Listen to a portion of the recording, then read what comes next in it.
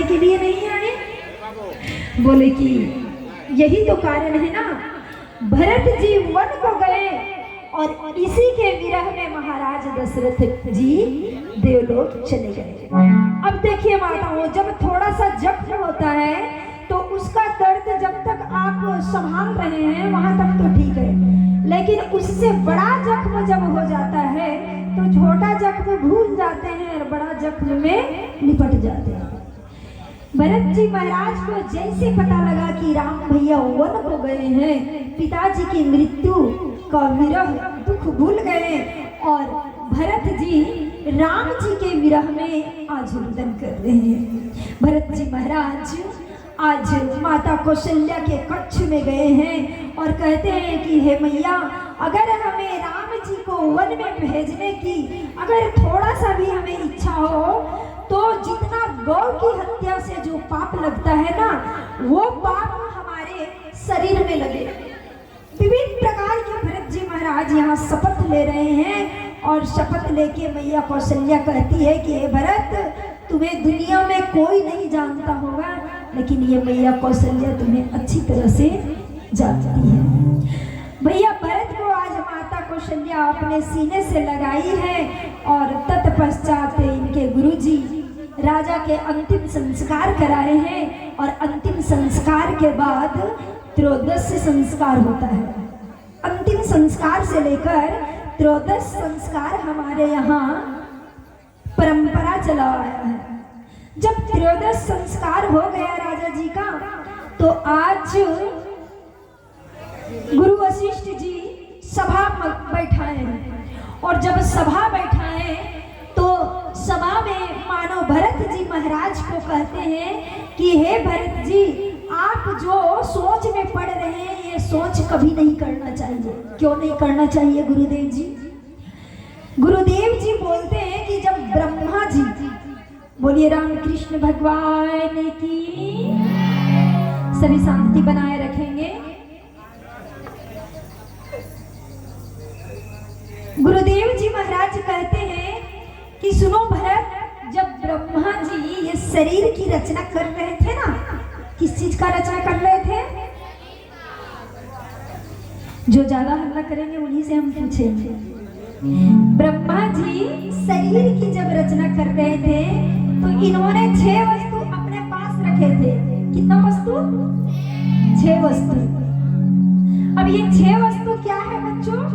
ये तुम्हें जानना होगा, क्योंकि कल का भविष्य आप सब बनने वाले हैं। इसलिए मैयाएं थोड़ा सुस्त दिमाग से सुने तो काम चलेगा, पर आपको बहुत सावधानी से सुनना है।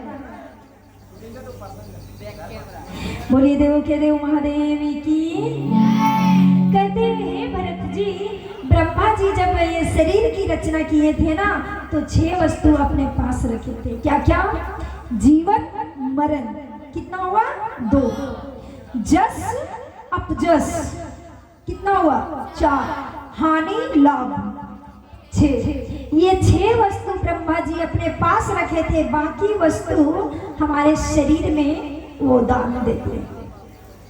भरत जी बनिए व्यापार करता है, पूंजी तो लगा देता है, लेकिन व्यापार करने के बाद हानि होगा कि लाभ होगा ये उसके हाथ में नहीं है।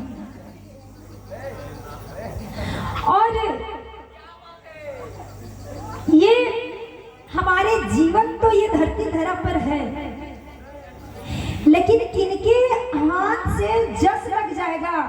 मानो हम किसी को थोड़ा सा ठोक दिए, अब हमारे हाथों से उसका मृत्यु हो गया, तो ये क्या अपजस हो गया। किन्हीं को हम आशीर्वाद दे दिए और हमारे आशीर्वाद से वो आगे निकल गए, कोई पद हासिल कर लिए, तो ये क्या हुआ? जस लग गया। तो कहते हैं कि जस अपजस, किसी भी कार्य कीजिए माताओं, तो ये कार्य करने में मानो इतना बड़ा आयोजन हुआ है, अब कल तो अंतिम है, समापन है। अब ये आयोजन के कल समापन में अब आप सबसे हमें पता चलेगा कल अंतिम में कि हमारी कथा जो इतना हम प्रयास किए हैं तो कुछ बदलाव हुआ, हानि हुआ कि लाभ हुआ। आप लोग को अच्छा लगा कि खराब लगा? वो तो कल पता चलेगा। तो ये हानि और लाभ, ये 6 वस्तु ब्रह्मा जी अपने पास रखे थे। ये कौन बोल रहे हैं? गुरुदेव जी महाराज बोल रहे हैं। किनसे? भरत जी महाराज से।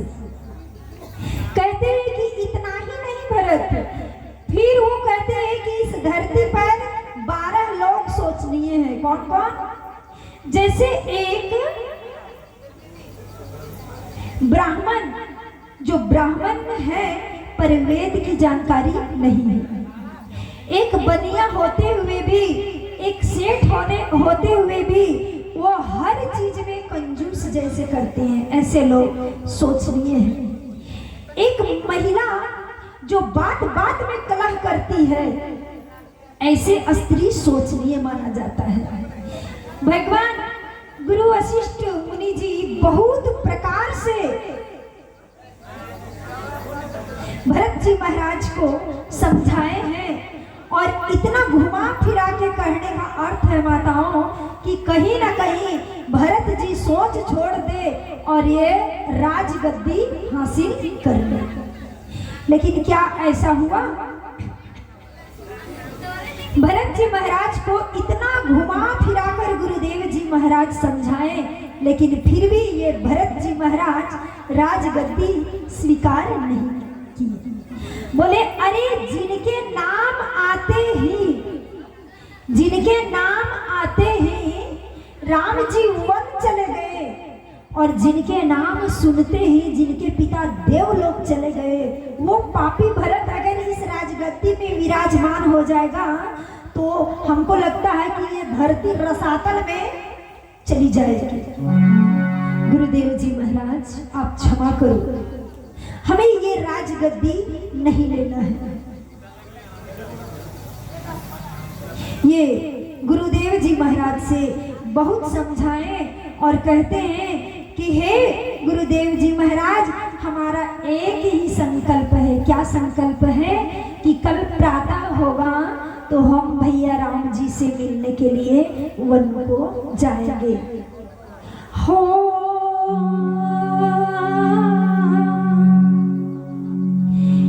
एक ही आँख, एक ही आँख, यह ही मन माही, प्रातः चलूं प्रभु के पाही, राम सिया राम, सिया राम जय जय राम, राम सिया राम, सिया राम जय जय। एक ही आँख, एक ही आँख, यही मन माही, प्रातः काल चली हूँ प्रभु पाई, राम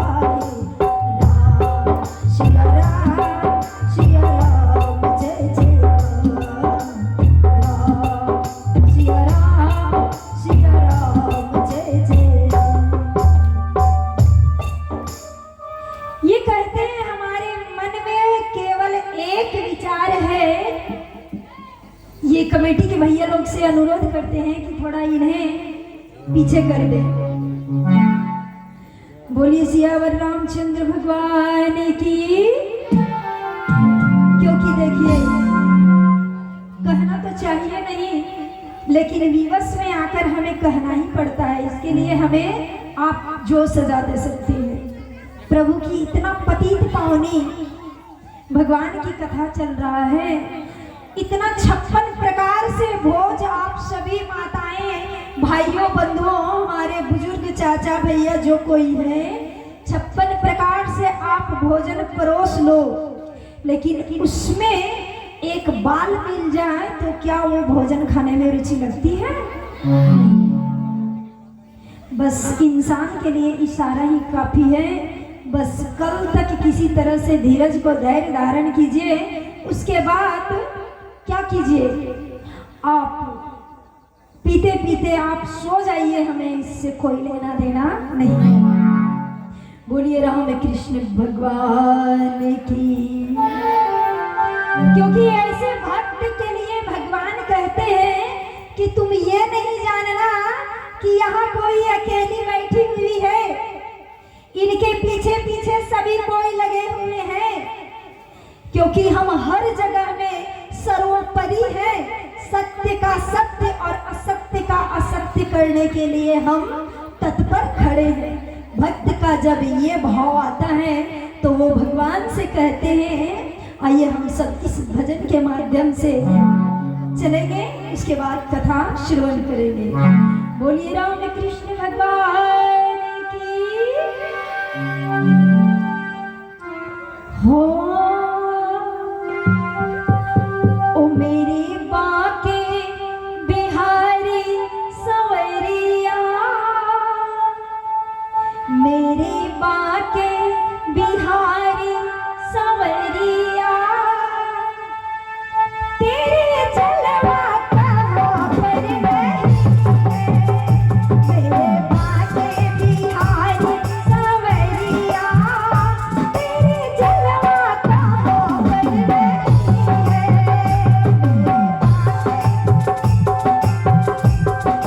सभी कोई अपने हाथ ऊपर उठाइए।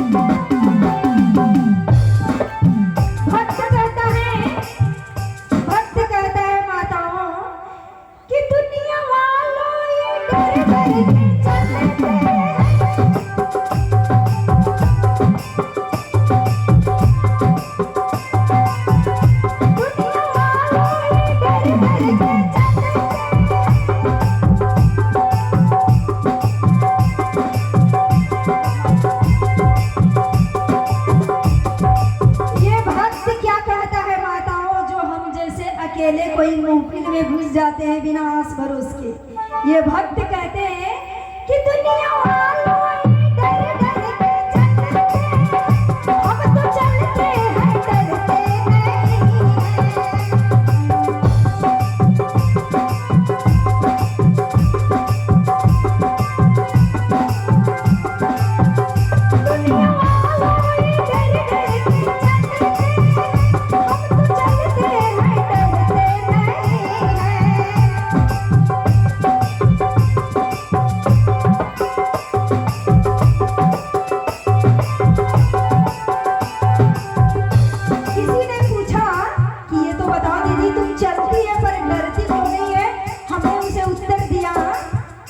हमने ले लिया है, हमने ले लिया है संग सहारा, दुनिया वालों की परवाह नहीं है। हमने ले लिया है संग सहारा, दुनिया वालों की परवाह नहीं है। मेरे बाके बिहारी सवरिया, तेरे जलवा कहाँ पर नहीं है।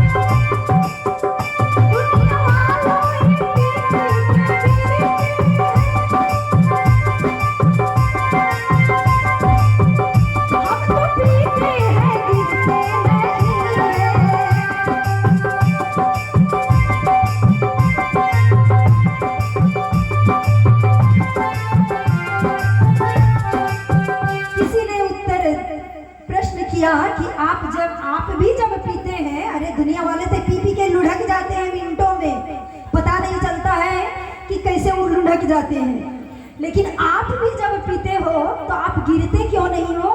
हमने उसे उत्तर दिया, हमने कहा कि हमने पी लिया है, हमने पी लिया है सत्संग का प्याला, हमने पी लिया है सत्संग का प्याला, ये अंगूरी मंदिरा में मेरे बाटे की हरी सवरिया।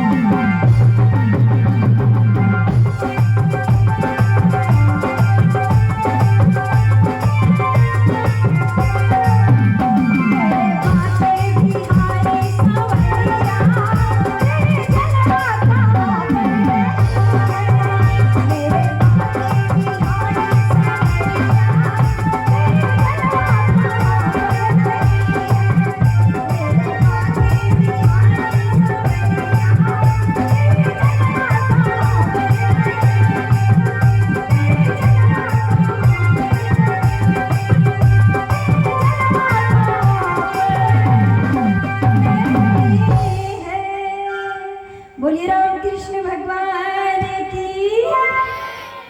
तो भगवान हर जगह है, किसी को कमजोर नहीं समझा जा सकता है, किसी को अकेला नहीं समझा सकता है। अब जब ऐसे हुआ तो आज भरत जी महाराज कहते हैं कि अर्थ न धर्म न काम रुचि गति न चहु निर्वाण और जन्म जन्म मोहि राम पदा यह वरदान न आन। ये कौन बोल रहे हैं माताओं? थोड़ा सा आप ध्यान से श्रवण करना, आज की कथा मार्मिक जा रहा है। भरत जी कहते हैं कि हमें जन्म जन्म तक अगर किन्हीं का पद चाहिए तो श्री राम जी का पद चाहिए, यही वरदान हमें चाहिए और दूसरा कोई वरदान नहीं चाहिए। भरत जी जब ये विचार किए तो समस्त अयोध्यावासी को लेकर आज वन की ओर गमन करने के लिए जा रहे हैं और राम जी से आज मिलने के लिए जा रहे हैं। राम जी से जैसे ये मिलने के लिए चित्रकूट पे पहुंचे, राम जी चित्रकूट के शिला पे बैठे हुए थे और उनके पास जब सूचना पहुंचा कि भरत जी आ रहे हैं तो भरत जी दूर में ही हैं और जैसे इनका नेत्र भरत जी के चेहरे पे झलका तो प्रभु इतना वेग में उठे।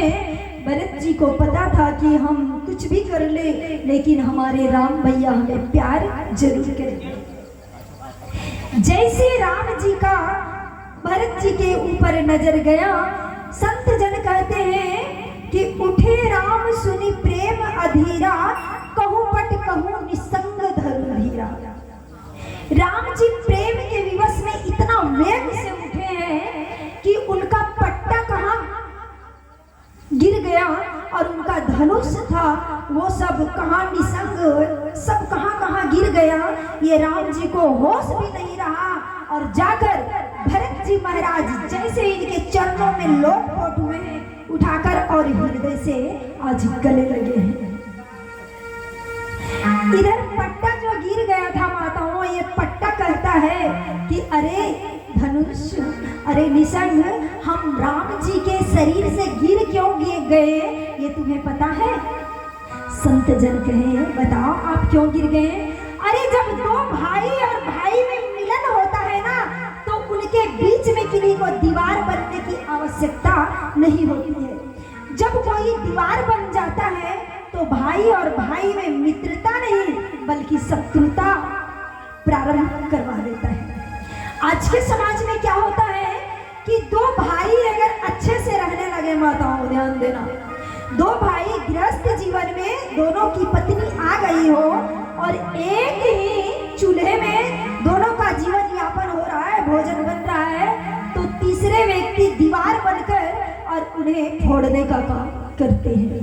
यह हमारे राम जी का पट्टक है कि अगर राम जी का हृदय और इधर भरत जी का हृदय दोनों आपस में मिले ना, तो ये पट्टा बीच में रहता तो दीवार बन जाता, अर्थात हृदय और हृदय में मिलन नहीं हो सकता। ये धनुष भी निसंग भी कहे कि हम भी सीने से राम जी का लगे थे और जब भरत जी मिलते तो शायद दोनों का हृदय सट नहीं पाता, इसलिए तीर धनुष जो कुछ भी है भगवान का सब नीचे गिर जाते हैं। और आज राम जी और भरत जी का मेल मिलाव हुआ है। यहाँ गुरु वशिष्ठ जी यहाँ जब राम जी से मिलाव हुआ तो अनेक प्रकार के बैठक रखे हैं महाराज जी को समझाने के लिए कि हे राम, किसी भी तरह से आप अयोध्या को चलो और अपने राज सिंहासन ग्रहण करो।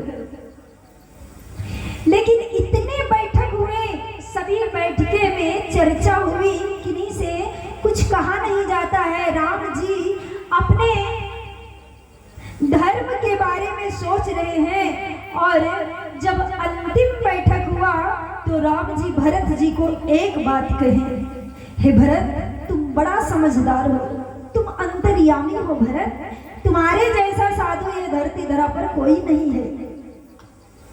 हे भरत, भाई से संपत्ति की बंटवारा नहीं करना चाहिए। भाई से किस चीज का बंटवारा नहीं करना चाहिए? संपत्ति का।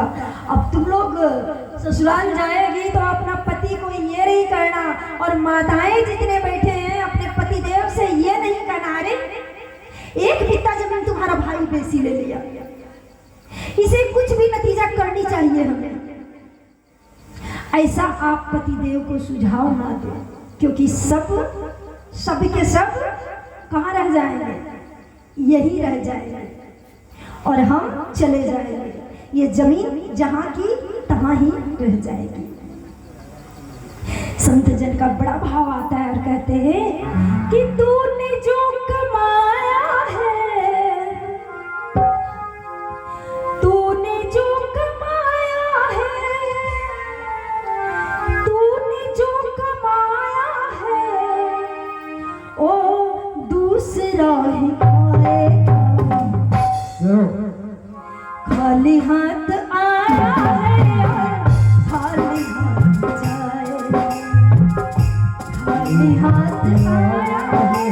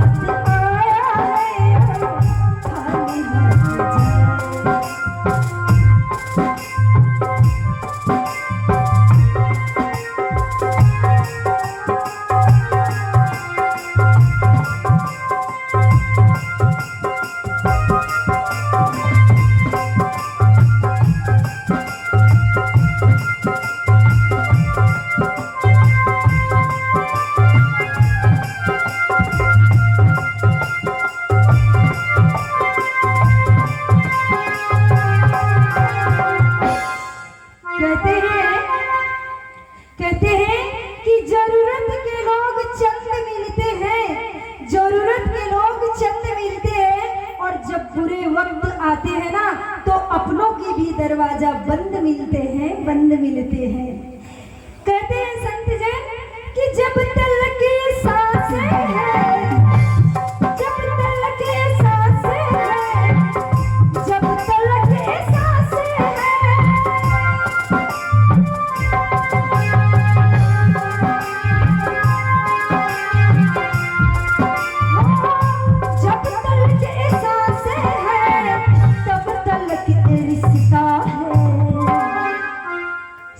सांस जिस घड़ी टूटी,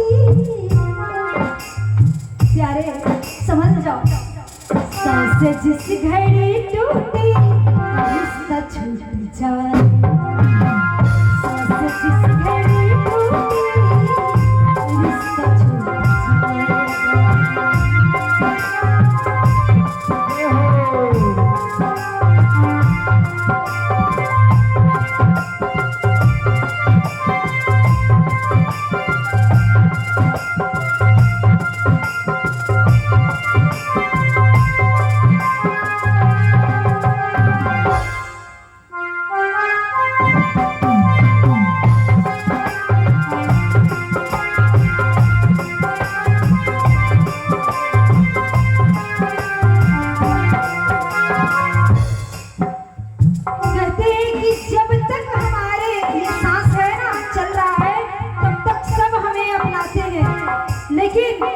जब ये हमारे शरीर थक जाता है ना, तो हमें कोई स्वीकार नहीं करते हैं, सभी पराये समझने लगते हैं।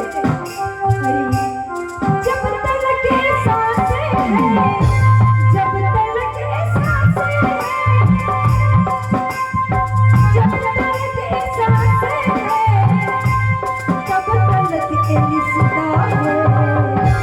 सांस जिस घड़ी टूटी, सांस जिस घड़ी टूटी रिश्ता छूट जाए, सांस जिस घड़ी टूटी रिश्ता छूट जाए।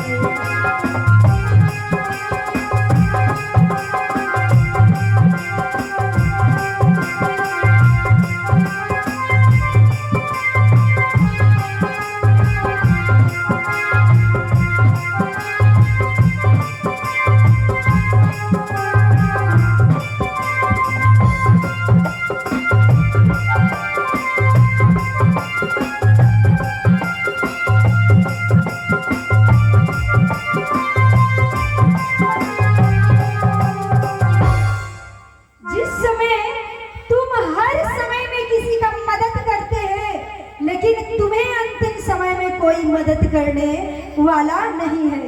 ये संत जन कहते हैं कि तुमने सबके जख्मों पर, तुमने सबके जख्मों पर, तुमने सबके जख्मों पर रखा हर समय मरहम,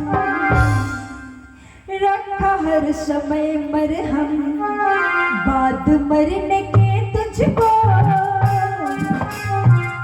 जिन्होंने साथ फेरे भी लिए हैं ना माताओं, ये हमारे पति है, ये हमारे पत्नी है, ये भी क्या करते हैं, बाद मरने के तुझको कोई रख न पाएगा, बाद मरने के तुझको कोई रख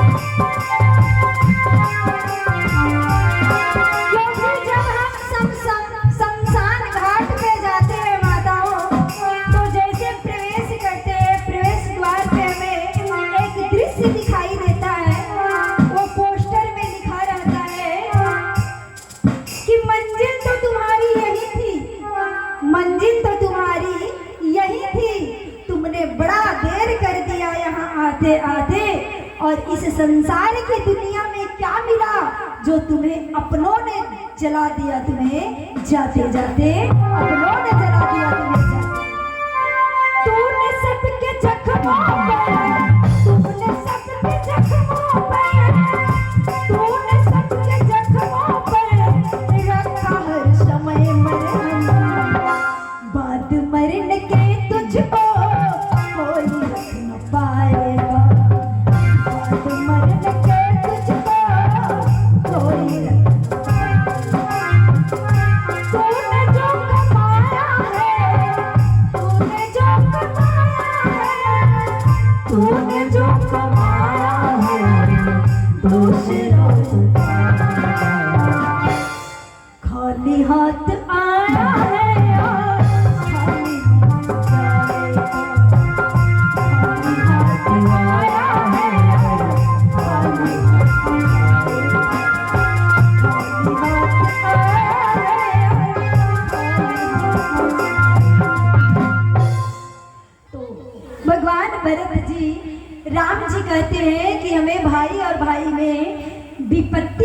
बंटवारा करना चाहिए, संपत्ति की बंटवारा नहीं करना चाहिए। भगवान ने अनेक प्रकार से समझाए। आज भरत जी को अपने चरण पादुका देकर अयोध्या इन्हें भेजवाए और भरत जी आज नंदीग्राम में ये राम जी का चरण पादुका सिंहासन पे स्थापित किए और खुद नंदीग्राम में आकर निवास करते हैं। और इसके बीच जब ये चित्रकूट पे थे तो एक बार इंद्र के पुत्र जयंत जी महाराज राम जी मैया सीता का श्रृंगार कर रहे थे। उसी समय इंद्र के पुत्र जयंत जी को भ्रम हुआ मन में कि ये असली सीता नहीं है। आकर के जोड़ों से इनके पांव में चोंच मारे और तब राम जी अब एक कुशा की बाण से आज जयंत जी का मारने के लिए कुशा की बाण को भेजे हैं। जयंत जी महाराज तीनों लोक में भागते भागते प्रस्त हो गए। मार्ग में नारद मुनि मिले, बोले कि अरे अगर तुम्हें बचना है तो जिस चरण कमलों से तुम निकल कर भागे हो उसी चरण कमलों में जाकर क्षमा मांगो। आज जयंत आया है और भगवान से कहता है कि हे भगवान, सुनते हैं कि अनेक ब्राह्मणों का वध करके जो आपके शरण में आते हैं उन्हें भी आप क्षमा कर देते हो, हमें भी क्षमा करने की कष्ट करो। हे प्रभु, हम जब मारने के लिए आए थे तब तुम्हारा प्रभाव जानने आए थे और अब की बार आए हैं तो तुम्हारा स्वभाव को जानने आए हैं। हे प्रभु, कृपया करके मुझे क्षमा करने की कोशिश करो। अब इतना सुनते ही ये जयंत जी महाराज को श्री राम जी क्षमा कर दिए। मैया सीता कहती है कि सभी धरती धरा पे जितने हैं सभी हमारे पुत्र हैं और ये पुत्र से तो गलती स्वाभाविक है, हम सभी का जगत जननी माता है, इसलिए हे राम जी ये जयंत को माफ कर दीजिए। राम जी माफ किए हैं, लेकिन एक बाण से उनका एक आंख फोड़ दिए हैं ताकि राम का बाण कभी विफल नहीं होता है। अब यहाँ से जब ये निकले हैं राम जी तो फिर ये जैसे मार्ग में जा रहे हैं प्रभु ने इस घटना से सावधान हो गए कि जब हम आगे जाएंगे तो मैया सीता से हमें कुछ लीला रचनी होगी। आज भगवान यहाँ से चले हैं, सर्वज्ञ मुनि को गति दिए। सर्वज्ञ मुनि को गति देने के बाद सुतीक्षण मुनि से मिले हैं। वहाँ से मिलने के बाद आज अगस्त जी के आश्रम गए हैं। अब अगस्त जी महाराज से कहते हैं कि हे अगस्त जी, आप बताओ अब हम शेष 1 वर्ष हमारा वनवास का लीला रहा है, अब हम कहाँ पहुंचे। अब ये जैसे कह रहे हैं तो सर्वज्ञ मुनि कहते हैं कि हे प्रभु, तुम कहाँ जाओ? पंचवटी में करहु निवासु, तुम पंचवटी में जाकर निवास करो। और भगवान इनके कहने पर आज पंचवटी में विश्राम कर रहे हैं, यहाँ पर्णकुटी लगाए हैं। और तब यहाँ भगवान कहते हैं कि अब मैया सीता को सावधान करना पड़ेगा। यहाँ शूर्पणखा आई पंचवटी में और शूर्पणखा जब राम को देखी, श्री राम भगवान को देखी तो वो मोहित हो गई। वो कहती है कि मोशम नारीना, हमारे समान ये धरती धरा पर कोई नारी नहीं है और तुम्हारे ऐसा पुरुष नहीं है, कहीं यह संजोग भगवान विचार के रचे हैं। अरे कुमार, तुम हमसे विवाह कर लो। ये विवाह का प्रस्ताव लेती है। श्री राम जी कहते हैं कि हमारा विवाह हो गया है, हमारे छोटे भाई लक्ष्मण जी वो कुमारा अवस्था में है, जाओ तुम्हें उनसे विवाह का प्रस्ताव रखो। आज लक्ष्मण जी महाराज के पास शूर्पणखा जी आई है और सारा प्रस्ताव कह रही है। लक्ष्मण जी गुस्से में आए और राम जी के कहने पर लक्ष्मण जी आज शूर्पणखा का नाक काट दिए। शूर्पणखा लहू लुहान होकर आज रावण के पास गई है। रावण अपने षड्यंत्र को रचकर खरदूषण को आज राम लक्ष्मण से युद्ध करने के लिए भेजा है। जैसे खरदूषण महाराज जी आए तो खरदूषण महाराज से ये युद्ध कर रहे हैं राम और लक्ष्मण भैया।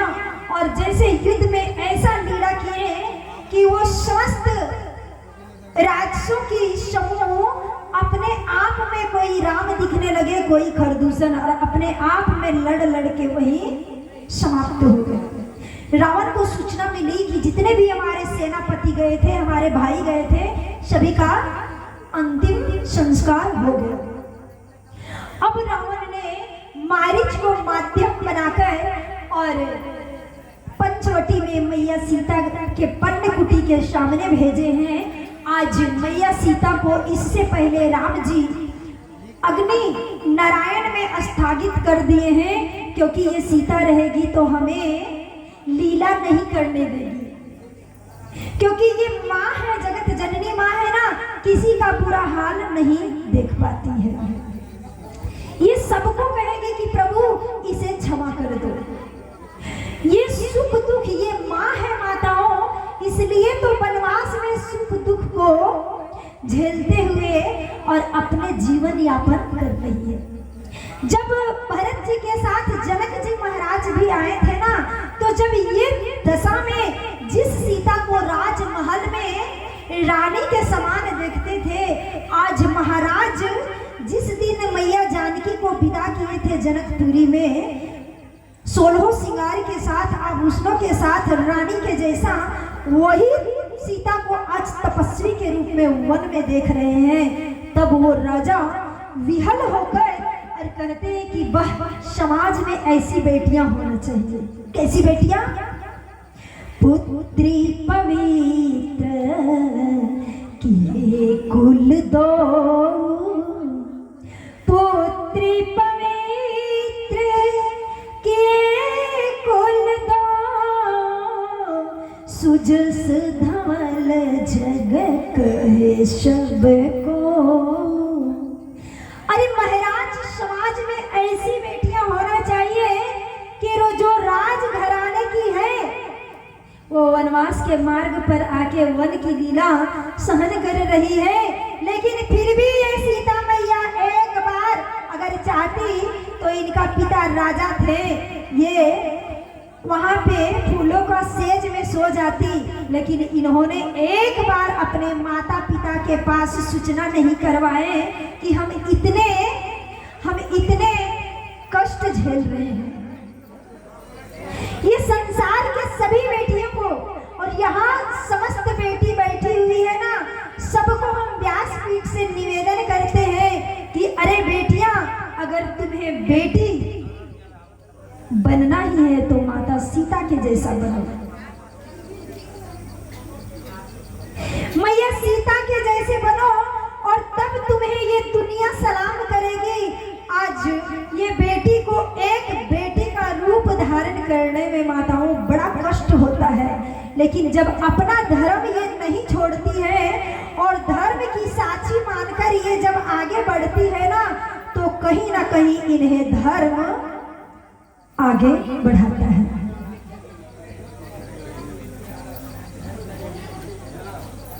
अब इस तरह से यहाँ हुआ और तब मैया सीता आज अग्नि में प्रवेश की और सामने में सोने का हिरण आया और इनकी लालसा से ये भगवान श्री राम से हिरण का जिक्र की।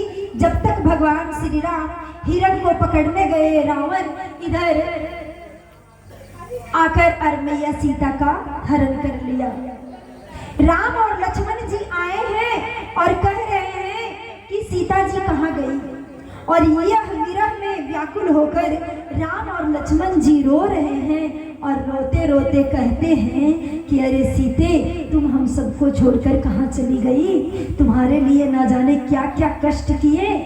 भगवान को सब पता है कि सीता माता कहाँ है, लेकिन एक संसारिक तौर पे वो समझाना चाहते हैं ये संसार को, और मैया सीता से रुदन करते हुए आज कहते हैं कि कहाँ चल गेली सिया हो कहाँ चल गेली सिया कुटिया मोर छोड़ के, कहाँ चल गेली सिया कुटिया मोर छोड़ के।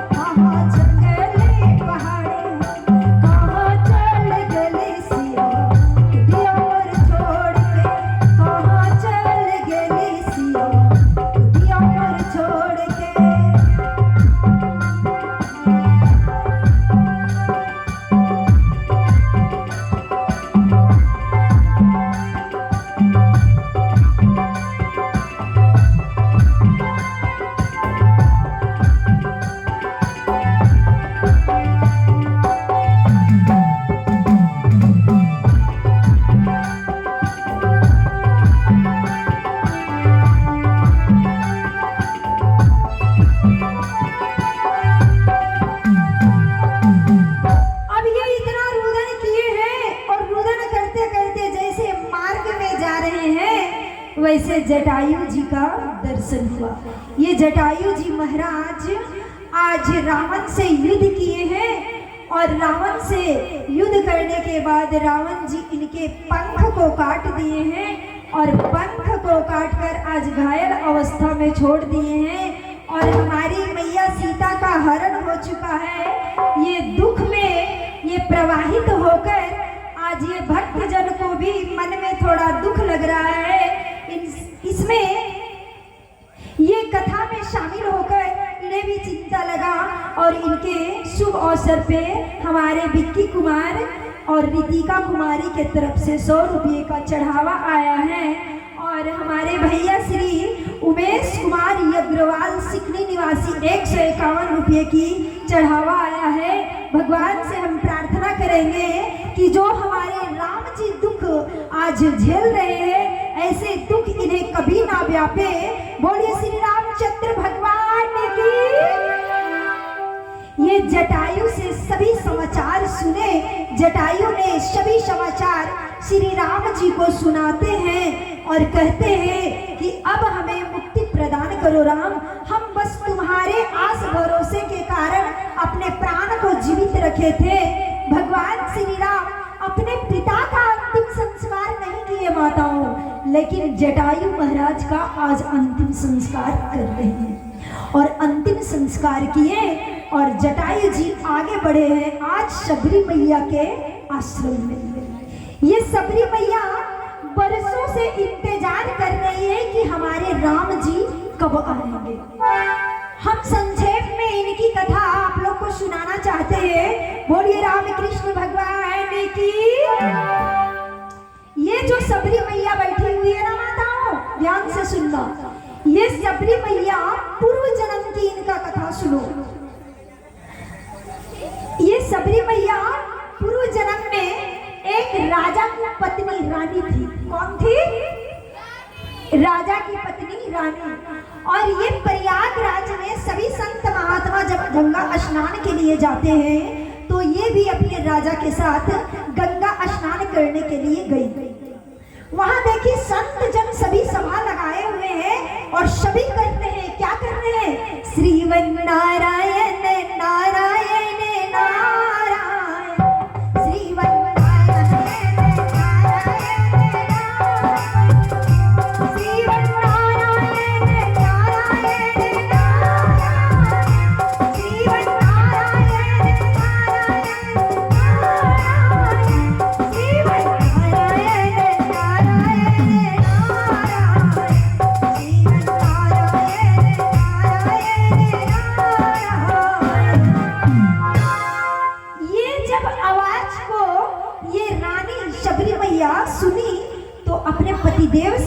हे पतिदेव, हमें वो संत महात्मा के झुंड में जाना है।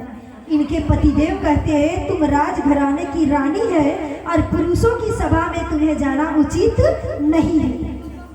शबरी मैया कही कि भगवान के काम में अगर हम सामूहिक रूप से प्रदर्शन नहीं कर सकते, भगवान का नाम नहीं ले सकते हैं, तो ऐसे राजघराने की स्त्री होने से कोई फायदा नहीं है। शबरी मैया तत्पश्चात आकर त्रिवेणी में स्नान की, और जहाँ पे अभी इलाहाबाद में गंगा जमुना सरस्वती का समागम चलती है ना माताओं, तो वहाँ पे जाके मैया शबरी पूर्व जन्म में जो रानी थी ये गई और त्रिवेणी में डुबकी लगाई और भगवान माँ गंगा से प्रार्थना की, अरे गंगा माता अब की जो जन्म दीजिएगा ना तो इतने बड़े घराने में नहीं दीजिएगा। कहाँ दीजिएगा? कौल भीलों के यहाँ, जो आदिवासी जंगल की समीप रहते हैं, नजदीकी में रहते हैं, उनका कोई इज्जत नहीं होता है। वो जब चाहे तो वो राम जी का भजन कर सकते हैं, वो गांव में भिक्षा भी मांग सकते हैं, वो कुछ भी कर सकते हैं, और तब हम आजाद होकर राम जी का भजन करेंगे। आज यही शबरी मैया आई है, कौल भीलों के यहाँ जन्म हुआ, और इनका जब विवाह, ये जब यौवन अवस्था में हो गई, सयानी हो गई, तो इनके पिताजी आज विवाह के योग्य वर ढूंढे, और इनके जो बारात का आगमन है उसमें ये भेड़ बकरी का ढेर लगा दिए कि बाराती आएंगे तो उनका मान मर्यादा किससे होगा। शबरी मैया खिड़की से देखती है कि ये इतना पशु पक्षी है, ये क्यों बंधाया है, तो अपने मैया से पूछती है, बताओ मैया ये सब क्यों बंधाया है। इनकी मैया कही, अरे बेटा तुम्हारा जो बरात आएगा ना तो उसे भोजन में क्या परोसा जाएगा। शबरी मैया देखो ये कैसी बेटियां थी, आज की बेटी ये अगर चिंतन करे तो ना जाने कई जीव का जान बच सकता है। शबरी मैया कही कि एक बिटिया के विवाह में और ना जाने कितनों का जान चला जाएगा कि नहीं। एक लड़की की शादी में ना जाने कितने पशु पक्षी घायल हो जाते हैं। शबरी मैया कहे कि ऐसा ब्याह ना हो वो बहुत अच्छा। शबरी मैया आधी रात में, देखो बेटियों सावधान रहो, हमें कदम तो उठानी भी है, लेकिन कब कदम उठानी चाहिए, जब कदम उठाने से हमें सत्य की प्राप्ति हो, धर्म की जागृत हो। आज की बेटियां अगर 12 बजे रात में निकले तो ना जाने कितना हंगामा हो जाए, लेकिन क्यों? क्योंकि उसका चरित्र अच्छा नहीं है। लेकिन ये बेटी का चरित्र क्या कहता है, वो 12 बजे रात में अकेले निकली और कहाँ गई? वन की ओर गई, और ऐसे नहीं गई, जितने भी पशु पक्षी थे सबकी गला खोल दी और सभी पशु पक्षी को उसे हाथ कर लेकर वन की ओर गई है। और आज सभी पशु पक्षी आशीर्वाद दे रहे हैं, हे शबरी जैसे तुम हमें आजाद की ना, उसी तरह से तुम भी अब आजाद हो जाओ। ये शबरी मैया आई है आज वन में, और संत महात्मा का झूठ देखती है कि कथा हवन सब हो रहा है, राम कथा चल रहा है। मैया गदगद मन में, ये तो भीलनी है, छोटी जात की है ना, मन में डर है कि संत महात्मा से आखिर हम कैसे मिलेंगे। मैया छुप छुप कर संत महात्मा की सेवा करती है। एक दिन मतंग मुनि के आश्रम में ये लकड़ी को लेकर रात में पहुंचाई। मतंग मुनि कहते हैं कि रोज रोज ये लकड़ी को रात में कौन पहुंचा देती है, अरे यज्ञशाला को साफ कर देती है, थोड़ा इसका निगरानी किया जाए। कौन सा ऐसे भक्त है जो छुपकर काम करते हैं? अच्छे भक्त का काम क्या है कि छिपकर करना, और जो कहते हैं ना कि हम थोड़ा सा लाइट में हो जाएं तो वो सामने आकर अपने प्रदर्शन कराते हैं। ये शबरी मैया छिप छिप कर सेवा दे रही है राम काम में। और तब मतंग मुनि जब अपने शिष्य लोग का ये प्रस्ताव रखे तो शिष्य लोग झाड़ी में छिपकर हैं। आज रात में जैसे शबरी मैया लकड़ी का गठरा लेकर आई, सभी शिष्य उन्हें पकड़ लिए। शबरी मैया डरने लगी कि अब क्या होगा। मतंग मुनि के पास लाया गया। मतंग मुनि कहते हैं, अरे बेटा डरो नहीं, बताओ तुम यहाँ कैसे आए। शबरी मैया अपने संपूर्ण कथा को यहाँ सुनाती है। मतंग मुनि कहते हैं कि अगर हमारी मृत्यु भी हो जाए तो तुम यहाँ से कहीं हिलना नहीं। जिस राम जी को हम खोजते खोजते जिस राम जी का दर्शन करने के लिए हमने सर्वस्व जीवन त्याग कर दिया वन में ना, अरे सबरी, उस राम जी को तुम्हें खोजना नहीं पड़ेगा। उस राम जी तुम्हें खोजते खोजते तुम्हारे दरवाजे में आएंगे। आज शबरी मैया रास्ता रोज साफ कर रही है और मन में विचार कर रही है कि राम जी तो जरूर आएंगे। इनका मनोबल कम नहीं हो रहा है माताओं। आज ये सफाई कर रही है, कल सफाई कर रही है, रास्ते में मार्ग में फूल बिछा रही है। राम जी नहीं आते हैं, फूल मुरझा जाता है, उठा लेती है, फिर दूसरा दिन साफ करती है, कहती है राम जी कहीं फंस गए होंगे, नहीं आए लेकिन कल जरूर आएंगे। और यही प्रक्रिया को ये करते करते अपने यौवन स्थिति से बुढ़ापे की ओर जर्जर बुढ़ापा आ गई है। अब ये सबरी को चला भी नहीं जा रहा है, हाथ में डंडा लेकर और प्रभु की मार्ग साफ कर रही है। कहती है कि आज भगवान जरूर आएंगे। भगवान आते ही नहीं है। खुदा न खास्ते अब शबरी मैया का अंतिम अवस्था आ गया है और तब राम जी इधर जटायु को गति प्रदान किए हैं, मोक्ष की प्राप्ति किए हैं। और तब आज माता शबरी का आवाज गूंज रहा है, हे राम हे राम हे राम।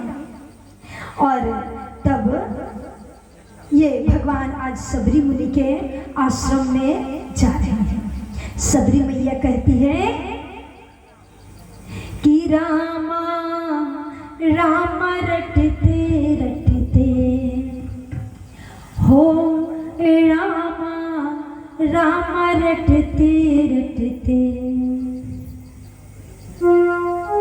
बीती रे उमरिया, रामा राम रटते रटते बीती रे उमरिया, रामा राम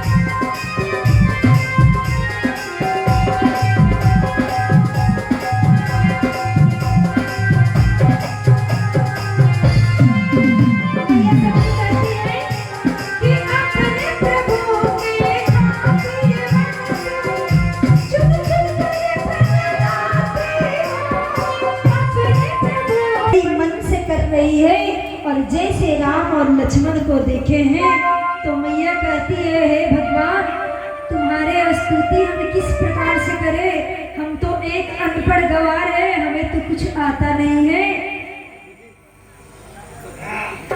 यहाँ शबरी माता राम और लक्ष्मण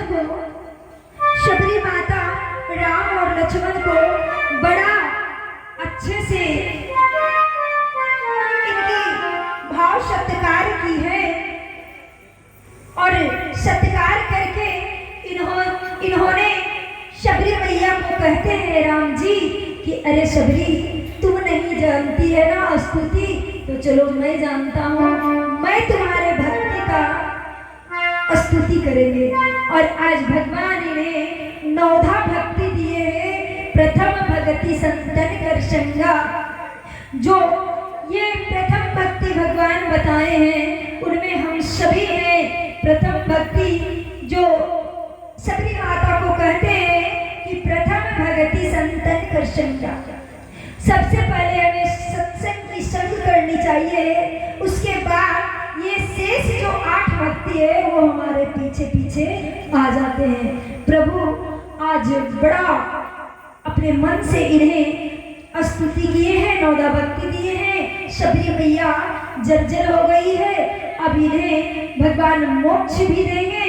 और उससे पहले आइए हम सभी आज शबरी मैया के आश्रम में आएंगे। और राम जी कैसे आए, आइए हम सभी भजन के माध्यम से चलेंगे। तत्पश्चात हमारी आरती की तैयारी होगी। सभी खड़े होकर आ जाइए शबरी मैया का दर्शन करने के लिए। बोलिए शबरी मैया की जग जाएंगे, राम आएंगे, मेरी झोपड़ी के पास